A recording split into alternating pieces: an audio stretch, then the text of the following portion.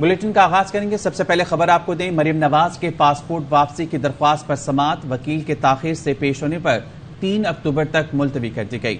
NAB نے عدالت میں جواب جمع کرایا کہ پاسپورٹ واپس کر دیا جائے تو انہیں کوئی اعتراض تو نہیں. لاہور ہائی کورٹ کے چیف جسٹس امیر بھٹی کی سربراہی میں 3 رکنی بینچ نے مریم نواز کے پاسپورٹ واپسی کی درخواست پر سماعت کی. عدالتی حکم پر نیب نے 2 صفحات پر مشتمل جواب عدالت میں داخل کرایا. نیب نے اپنے جواب میں کہا سپریم کورٹ نے واضح احکامات دے رکھے ہیں کہ فوجداری مقدمے کی بنا پر بنیادی حقوق سلب نہیں کیے جا سکتے. اگر مریم نواز کا پاسپورٹ واپس کر دیا جائے تو نیب کو کوئی اعتراض نہیں ہوگا. مریم نواز کے وکیل امجد پرویز کے تاخیر سے پیش ہونے پر عدالت نے قرار دیا. فل بینچ سماعت کر رہا ہے کہ امجد پرویز کو نہیں معلوم کہ پہلے کس عدالت میں پیش ہونا ہے. عدالت نے کیس کی سماعت 3 اکتوبر تک کے لیے ملتوی کر دی. سابق وزیر خزانہ اسحاق ڈار کے خلاف آمدن سے زائد اثاثوں کا نیب ریفرنس. اسحاق ڈار کا سرنڈر کرنے کے لیے آج احتساب عدالت پیش نہ ہونے کا امکان. وزیر داخلہ رانا ثناء اللہ نے آئی جی سے گفتگو میں کہا کہ احتساب عدالت کے جج محمد بشیر بھی آج چھٹی پر ہیں. جب جج آئیں گے تو ہم بھی اسی روز آ جائیں گے. وزیر داخلہ رانا ثناء اللہ اور نون لیگ کے رہنما احتساب عدالت سے واپس چلے گئے. وفاقی کابینہ کا اجلاس بدھ کو طلب کر لیا گیا. اجلاس میں اسحاق ڈار کی بطور وزیر خزانہ شرکت متوقع ہے. کابینہ اہم اجلاسوں کی آڈیو ریکارڈنگ لیک ہونے کے واقعے پر غور کرے گی. وزیر اعظم کابینہ کو دورہ امریکہ پر اعتماد ملیں گے. ملکی سیاسی معاشی صورتحال سیلاب زدگان کی امداد پر گفتگو کی جائے گی. دریائے سندھ سے متعلق وزارت موسمیاتی تبدیلی کی سمری پر غور کیا جائے گا. اجلاس کے ایجنڈے میں گوادر سے گندم کی درآمد سیلاب متاثرین کے لیے 10 ارب روپے کی منظوری بھی شامل ہے. کیا گرداب میں پھنسی معاشی کشتی کو اسحاق ڈار پار لگا سکیں گے؟ یہ سوال اس وقت قوم کے ذہنوں میں اٹھ رہا ہے، کیونکہ اعداد و شمار تو بتاتے ہیں کہ اسحاق ڈار نے ملک کو قرض کی دلدل میں دھکیلا. ان کے دور میں صنعتوں کا پہیہ سست ہوا اور پاکستان سستی عالمی منڈی بن گیا. اسحاق ڈار کی واپسی عوام کی آنکھ میں دھول جھونکنا ہے. ماہر معیشت ڈاکٹر اشفاق حسن کہتے ہیں اسحاق ڈار کے لیے دعا ہی کر سکتا ہوں. حکومت کو سال گزارنا ہے، کچھ نہ کچھ تو دکھانا ہے. پی ٹی آئی کے سینئر رہنما افتخار درانی کا اسحاق ڈار کی وطن واپسی پر رد عمل. کہتے ہیں آج پاکستان کی سیاسی تاریخ کا تاریک ترین دن ہے. پاکستان واحد ملک ہے جہاں مفروع جھوٹے اقامے رکھنے والے منی لانڈررز اور معاشی تباہی کے ذمہ دار حکومت کر رہے ہیں. یہ کرپٹ اخلاقیات سے بے بہرا اور دھوکے باز لیڈر عوام کو صرف دھوکہ ہی نہیں دے رہے بلکہ بے شرمی سے قومی دولت لوٹ کر پیسہ ٹھکانے لگانے میں بھی مصروف ہیں. یہ ہے وہ انداز جس کے ذریعے پاکستان کا نظام حکومت چلایا جا رہا ہے. منی لانڈرنگ کے 150 سے زائد مقدمات میں مطلوب شخص کو دوبارہ خزانے کی چابی پکڑائی جا رہی ہے. یہ نیشنل سیکیورٹی کا معاملہ ہے. مشیر اطلاعات پنجاب عمر سرفراز چیمہ کہتے ہیں جس طرح آڈیو لیکس کا ڈرامہ سامنے لایا گیا، مریم اورنگزیب کا واقعہ جس طرح فلمایا گیا وہ بھی خود کرایا گیا. گٹھ جوڑ ہوا ان تمام وارداتیوں کا مقصد صرف اور صرف اقتدار پہ قبضہ کر کے اپنی چوری کو معاف کرانا تھا. جس طرح یہ آڈیو لیکس ٹائپ کے ڈرامہ یہ سامنے لایا گیا، یہ صرف اور صرف جو ہے توجہ ہٹانے کے لیے، کیونکہ آپ دیکھیں گے کہ الٹیمیٹلی نکلے گا ان میں سے آپس میں یہ ایک دوسرے کو آپ اقتدار کی بندر باٹ میں ایک دوسرے کو گندا کرنے کی کوشش کر رہے ہیں اور جو اصل مسائل ہیں ان سے توجہ ہٹا رہے ہیں. جس طریقے سے وہ فلمایا گیا ہے وہ جو مریم اورنگزیب والا، وہ بھی یہ خود کروایا گیا. صاف پتہ چل رہا ہے جو جس طریقے کی، اور یہ نوٹنکی لیگ کے لوگ ہیں جو منی لانڈرنگ کے اندر 150 سے زائد مقدمات میں مطلوب تھا، اس شخص کو لا کے دوبارہ ملکی خزانے کی چابی جس اس کے ہاتھ میں پکڑائی جا رہی ہے، تو یقیناً یہ بھی ایک انتہائی نیشنل سیکیورٹی کا ایک اہم معاملہ ہے. سیاسی عدم استحکام کے خاتمے تک کسی طور پہ بھی معیشت میں بہتری نہیں آ سکتی جتنے مزید یہ سائنٹسٹ اٹھا کے لے آئے. اب کسی طور پہ بھی اور کوئی حل نہیں ہے ماں سوائے اس کے کہ صاف شفاف الیکشن کا انعقاد کروایا جائے. لندن میں مریم اورنگزیب کو ہراساں کرنے والوں کے خلاف نون لیگ نے کارروائی کرنے کا اعلان کر دیا. وزیر اعظم کے معاون خصوصی عطا طارر کا کہنا ہے درخواست تیار کر لی ہے، آج وزیر داخلہ رانا ثناء سے ملاقات بھی کروں گا. برطانیہ کے دورے کے دوران باقی وزیر اطلاعات مریم اورنگزیب صاحبہ کے ساتھ جو واقعہ پیش آیا، رویہ بہت دیر چل نہیں سکتا. داخلہ رانا ثناء اللہ صاحب سے ملاقات کروں گا. درخواست کی جائے گی کہ اس پہ قانونی کارروائی عمل میں لائی جائے. وزارت داخلہ کو ایک درخواست تیار کی گئی ہے جو آج پیش کی جائے گی. حکومت پاکستان ان کا نائب کاپ ان کے پاسپورٹ کی منسوخی کے حوالے سے کوئی فیصلہ کرے گی. برطانوی حکام کو لیٹر لکھا جائے گا، سرٹیفکیٹ آف گڈ کیریکٹر منسوخ ہوگا تو وہاں پہ رہنا، وہاں کا ویزا برقرار رکھنا یہ تھوڑا مشکل ہو جائے گا. ہم نے ابھی بڑے صبر، تحمل، حوصلے کے ساتھ اپنے ورکرز کو، اپنے کارکنان کو روکا ہوا ہے. نہ ہو کہ کسی دن ایسی نوبت آ جائے کہ کوئی بھی سیاستدان اپنے گھر سے نہ نکل سکے. پرویز الہی صاحب کے پاس اعتماد کا ووٹ لینے کے لیے اراکین کی جو تعداد ہے وہ موجود نہیں ہے. وہ اجلاس کو جاری رکھے ہوئے ہیں 4 ماہ سے. جس دن یہ اجلاس ختم ہوا، گورنر نے اعتماد کا ووٹ لینے کا کہہ دیا، تو میں یہ دعویٰ کرتا ہوں کہ پرویز الہی صاحب سے اعتماد کا ووٹ نہیں لیا جائے گا. عمران خان کا اتحادی ہوں اور ان کے ساتھ ہوں. عمران خان نے اسمبلیوں میں جانے کا فیصلہ کیا تو میں جاؤں گا، ایسا کہنا ہے عوامی مسلم لیگ کے سربراہ شیخ رشید کا. 72 رکنی وفاقی کابینہ کے خلاف شیخ رشید کی درخواست پر سماعت. شیخ رشید وکیل کے ساتھ پیش ہوئے. سیاسی نوعیت کی پٹیشن عدالت لانے پر اسلام آباد ہائی کورٹ نے شدید برہمی کا اظہار کیا.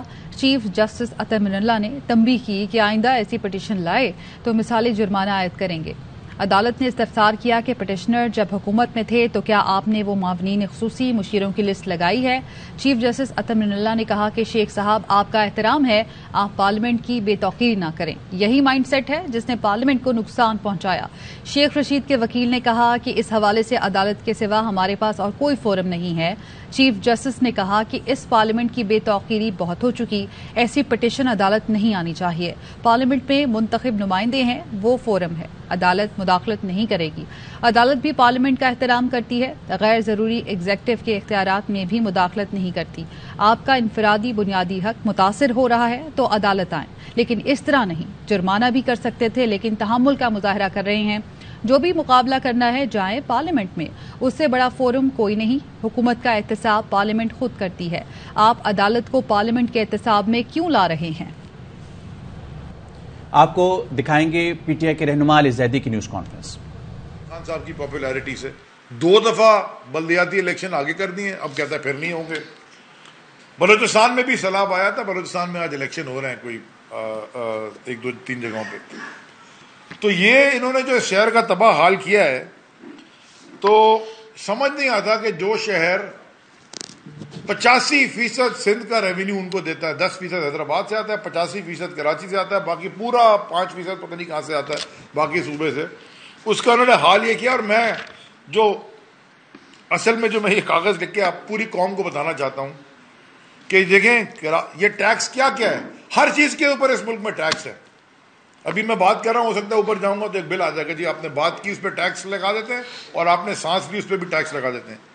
وہیکل ٹیکس، ذرا یہ قوم ذرا غور سے سنیں اور پھر دیکھیں کہ اس کا حال کیا ہے. وہیکل ٹیکس یعنی گاڑیوں پہ ٹیکس، ایڈورٹائزنگ پہ ٹیکس، پراپرٹی پہ tax, conservancy tax, professional tax, water tax, T V پہ ٹیکس، مزمل مجھے بھی بتا رہے تھے ریڈیو پہ بھی ٹیکس، اللہ آپ کا بھلا کرے. پھر ہاں انکم ٹیکس نہ بھول جائیں، پھر سیلز ٹیکس، پھر سندھ گورنمنٹ کا ایک الگ ٹیکس سیلز ٹیکس. پہ بینکنگ ٹرانزیکشن ہوتے ہیں اس پہ بھی کوئی پیسے لیتے ہیں ٹیکس.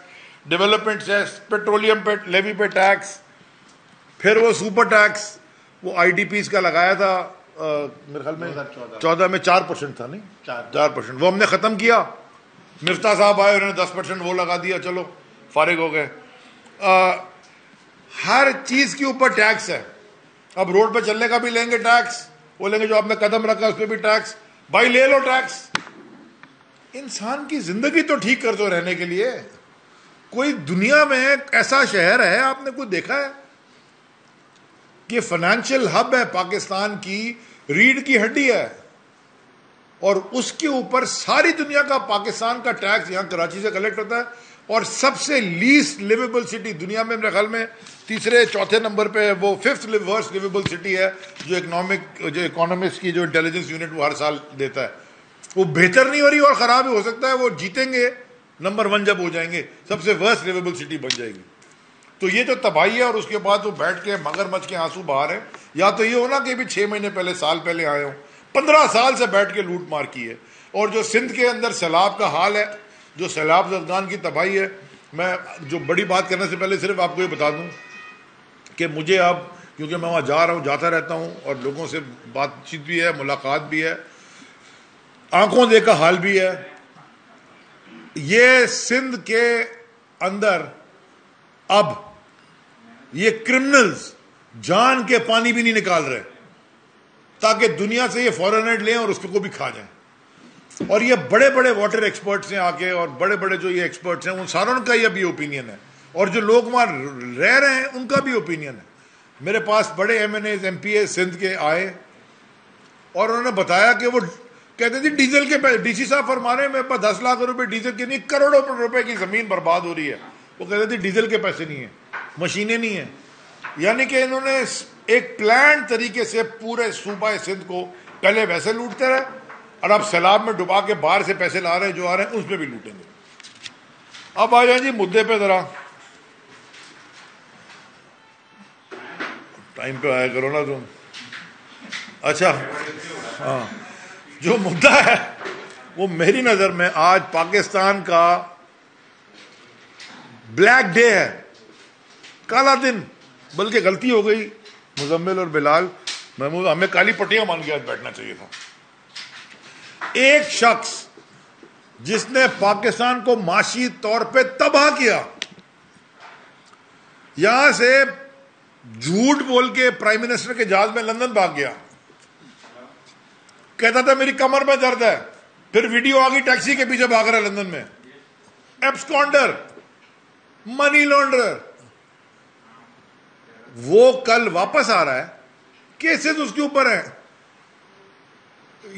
لا اس کو ڈھونڈ رہا ہے, پکڑ کے جیل میں بند کرنے والا جناب والا. وہ کل واپس آتا ہے پرائم منسٹر کے جہاز میں بیٹھ کے, یعنی کہ اب پرائم منسٹر کا, اور آگے کیا کہتا ہے میں فائنانس منسٹر بننے آیا ہوں. ایئرپورٹ پہ کہہ رہا ہے.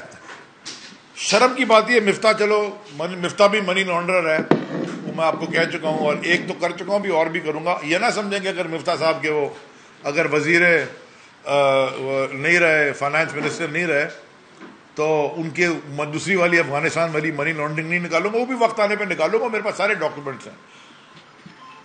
لیکن کم از کم وہ چھوٹا منی لانڈرر, یہ تو بڑے, انہوں نے تو ایکسیپٹ کیا نا, یہ انہوں نے تو خود کہا تھا کہ $15 ملین کی وہ دیبیہ والی, ساری پتہ ہے منی لانڈرنگ. یہ صاحب کل واپس آئے,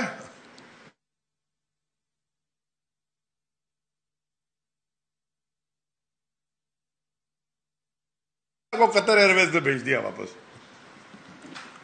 اور جو ان کے غیر یعنی کہ نان پاکستانی بچے ہیں, ان سے پوچھو نا یار, ہمارے تو بزنس ہمارے بچوں کے ہیں, وہ تو پیدا ہی ہوئے تھے ڈائپر میں, وہ بزنس کر رہے تھے اس وقت سے. سائن یہ بولتے نا کہتے پاکستانی نیشنل ہی نہیں ہے, ان کا تو بزنس باہر ہے. وہ دونوں بھی ساتھ اس کے پیچھے جہاز میں اتر کے آ گئے. دیکھیں اسحاق ڈار, جیسے میں نے مفتاح کو کہا, میں تم کو بھی کہہ رہا ہوں, میرے پہ اگر تمہارے میں تھوڑا سا بھی اگر میں غلط کہہ رہا ہوں اور تمہارے میں تھوڑے سے بھی بہادر ہو نا, بزدل نہیں ہو, میرے پہ لا سوٹ کرو نا, کورٹ میں لے کے جاؤ, مجھے علی زیدی جھوٹ بول رہا ہے. ایمریٹ سیلز کا E144 E144 ولا تم نے کیسے خریدا تھا مجھے پتا ہے. اس سے بڑا ولا زمین ایل سیکٹر میں کتنے کی خریدی تھی مجھے پتا ہے. اس پہ گھر کس نے بنایا, انڈین آرکیٹیکٹ نے اور انڈین کنسٹرکشن کمپنی نے, ان کا نام مجھے پتا ہے. کتنے کی اس گھر کی ویلیو ہے مجھے پتا ہے. کتنے میں تم ایک E144 بیچنا چاہتے تھے مجھے پتا ہے. اس کی تصویریں میرے پاس ہیں. باقی تمہاری پراپرٹیاں دبئی میں جو تمہاری اور تمہاری چھپے ہوئے ناموں میں مجھے پتا ہے. مجھے لے جاؤ نا کورٹ میں وہاں کورٹ میں سامنے رکھوں گا, اور تم تو منی, مجھے پتا چلے گا تمہارے بچے جیسے تمہارے وہ سمدھی کے بچے ہیں جو پیدا ہوتے ہی ڈائپر میں, وہ 2-2.5 سال کی عمر میں چستی نکالی اور بس پیسہ کمانا شروع کر دیا انہوں نے. وہ بل گیٹس بھی شرما گیا بیچارہ, پاکستان آیا تھا کہ یار یہ تمہارے چھوٹے چھوٹے بچے اتنے ارب پتی کیسے بنتے ہیں, ایون فیلڈ میں اپارٹمنٹ بناتے ہیں, دبئی میں بڑی بڑی بلڈنگیں بناتے ہیں, ایمریٹس میں بنگلے بناتے ہیں. وہ بھی بیچارہ پریشان تھا. بڑے بڑے دنیا میں بڑے بڑے فائنینشیل ایکسپرٹس, مزمل تو بیچارہ اتنا بڑا ایکسپرٹ نہیں ہے جتنے بڑے بل گیٹس ایکسپرٹ ہیں, گرو ماسٹر, یہ بھی اسٹاک گرو, وہ پریشان ہے کہ ان کے بچے اتنے امیر کیسے ہو جاتے ہیں. وہ تمہارا جو وہ رینٹ کار کا بزنس تھا نا, لگژری رینٹ کار, جس میں لیمبورگینی, فراری, رولز رائس رینٹ کرتے تھے, مجھے پتا ہے تم کہاں سے لے کے آئے, اس کے نام کیا تھے, گاڑیاں کون سی تھیں. مجھے لے جاؤ نا کورٹ میں تمہیں بتاؤں گا. اسحاق ڈار, تم اسحاق ڈار وہ کہ 2000 میں تم نے یہ پڑھا ہوا ہے, تم اسحاق ڈار وہ ہو کہ یہ اخبار میں آیا تھا, کیا لکھا ہوا ہے, اسحاق ڈار سپلز بینز اگینسٹ شریف. تم نے تو سائن کیا تھا, وعدہ معاف گواہ بنے تھے تم منی لانڈرنگ میں نواز شریف کی. میں نہیں اخبار چھاپا ہوا, یہ کسی انگریزی اخبار کا, ڈان کا, پتہ نہیں کس کا, کوئی نیوز کا یا جو بھی ڈیلی ٹائم, ساری دنیا کو پتا ہے. تمہارے دستخط ہیں اس ڈاکیومنٹ پہ, کوئی بندوق کی نوک پہ نہیں ہوئے تھے, خود کہے تھے تم میری جان چھوڑو. وہ جناب آج آپ کا فائنانس منسٹر بن کے آ رہا ہے, اور وہ جو سکندر. وزیر اعظم شہباز شریف سندھ کے ضلع دادو کے گاؤں جھاکرو پہنچ چکے ہیں, جہاں سیلاب متاثرین سے ملاقات کریں گے, اور وزیر اعظم کو سیلاب متاثرین کی بحالی اور امدادی سرگرمیوں پر بریفنگ بھی دی جائے گی. وزیر اعظم شہباز شریف دادو پہنچ چکے ہیں, جہاں پر انہیں سیلاب متاثرین کی بحالی اور امدادی سرگرمیوں پر بریفنگ دی جائے گی. مناظر آپ دیکھ رہے ہیں, وزیر اعظم شہباز شریف سندھ کے ضلع دادو کے گاؤں جھاکرو موجود ہیں, اور یہاں سیلاب متاثرین سے وہ ملاقات بھی کریں گے. اس کے علاوہ وزیر اعظم کو سیلاب متاثرین کی بحالی اور امدادی سرگرمیوں پر بریفنگ بھی دی جائے گی. وزیر اعظم شہباز شریف سندھ کے سیلاب سے متاثرہ علاقے جھاکرو پہنچ چکے ہیں, جہاں سیلاب متاثرین سے وہ ملاقات بھی کریں گے, اور ریلیف کے کاموں کے حوالے سے بھی ان کو بریفنگ دی جائے گی. وزیر اعظم شہباز شریف کابینہ کے ہمراہ, اس وقت کابینہ کے اراکین کے ہمراہ سندھ کے علاقے جھاکرو, جہاں پر سیلاب متاثرین سے وہ ملاقات کریں گے اور امداد اور ریلیف سے متعلق انہیں آگاہ کیا جائے گا. وزیر اعلیٰ سندھ بھی ان کے ہمراہ موجود ہے. اس وقت وزیر اعظم کو بریفنگ دی جا رہی ہے, جو نقصانات ہوئے ہیں اور جو امدادی کے کام وہاں پر جاری ہیں اس متعلق وزیر اعظم کو آگاہ کیا جا رہا ہے. وزیر اعظم شہباز شریف سندھ کے سیلاب سے متاثرہ علاقے جھاکرو میں پہنچ چکے ہیں. وزیر اعلیٰ سندھ بھی ان کے ہمراہ ہیں. محمد شہباز شریف کو آگاہ کیا جائے گا. اس وقت وزیر اعظم شہباز شریف کو ریلیف, ریسکیو اور بحالی کے کاموں پر بریفنگ دی جائے گی. وزیر اعلیٰ سندھ مراد علی شاہ بھی وزیر اعظم شہباز شریف کے ہمراہ موجود ہیں. وزیر اعظم شہباز شریف سندھ کے ضلع دادو کے گاؤں جھاکرو میں اس وقت موجود ہیں, جہاں پر سیلاب متاثرین سے وہ ملاقات کریں گے, اور وزیر اعظم کو سیلاب متاثرین کی بحالی اور امدادی سرگرمیوں سے متعلق کاموں کے حوالے سے بریفنگ دی جائے گی. یہ سارا 66 یونین کاؤنسل ہے سر ضلع کے اندر. Sir next please. Sir district Dadu جو ہے وہ جولائی 7 سے جو ہے سر وہ فلڈز کی پوزیشن میں تھا. سر جب صدرن جی ہاں سر 7 جولائی سے سر پہلا فلو آیا نئے گاج کا. سر جب صدرن بلوچستان میں جب سر بارشیں ہوئی ہیں تو یہ چیزیں یہ سر ڈیٹ وائز ہم نے رکھا ہوا ہے سر, اور یہ 12 فٹ 17 فٹ 21 فٹ آخر میں سر 24 فیٹ تک جو ہے سر مور دین 24 آورز سر جو ہے وہ فلو یہاں پہ رہا تھا. سر لیکن یہ گاج کا ہمارا کمبر شہزاد کو بعد میں آیا تقریباً وہی ٹائم ہوگا, اس لیے کہ یہ منشر جاتی ہے گاج جو یہ بتا رہے ہیں نا, یہ بہت بڑا برساتی نالا ہے, اور ایکچولی منشر کو بھرتا ہسٹوریکلی یہ گاج ہی تھا. اور یہ جو نارملی یہ نارمل آپ کو کیا ہوتا ہے اریگیشن والے بتائیں گے سر. یوزولی جو ہل ٹورنٹس ہوتے ہیں سر, ہل ٹورنٹس جو صدرن بلوچستان میں لیول ہو گئی ہے سر 24 فیٹ. سر 24 فیٹ پہ جب آتا ہے تو وہ تھوڑا سا الارمنگ ہوتا ہے سر. تو یہاں پہ سر 11 PM کو جو ہم نے 26/7 کو ریکارڈ کیا تو سر یہ مور دین 24 آورز 24 فیٹ پہ چل رہا تھا سر. اور یہیں پہ مطلب ہم وی ور آل ڈسٹرکٹ ایڈمنسٹریشن یا آل سارے لائن ڈپارٹمنٹس جو سر ہم وی ور اویئر, اور ہم نے ان کو جو ہے وہ سر رسپونڈ کرنا شروع کر دیا تھا, کیونکہ جو ہے سر وہ انڈیٹ ہو چکے تھے 26 جولائی کو. جی سر 26 جولائی. یہ سب سے پہلے جو افیکٹ ہونے والے ڈسٹرکٹس میں سے دادو یہ تھا, اور سر ابھی تک it's going on. Next please. Sharif کی ضلع دادو کے سیلاب سے متاثرہ علاقے جھاکرو آمد, جہاں وزیر اعظم کو ریسکیو, ریلیف اور بحالی کے کاموں پر بریفنگ دی گئی. ARY نیوز اسٹوڈیو سے فی الحال اتنا. اب سے کچھ ہی دیر میں حاضر ہوں گے ہیڈ لائنز کے ساتھ. دیکھتے رہیے ARY نیوز.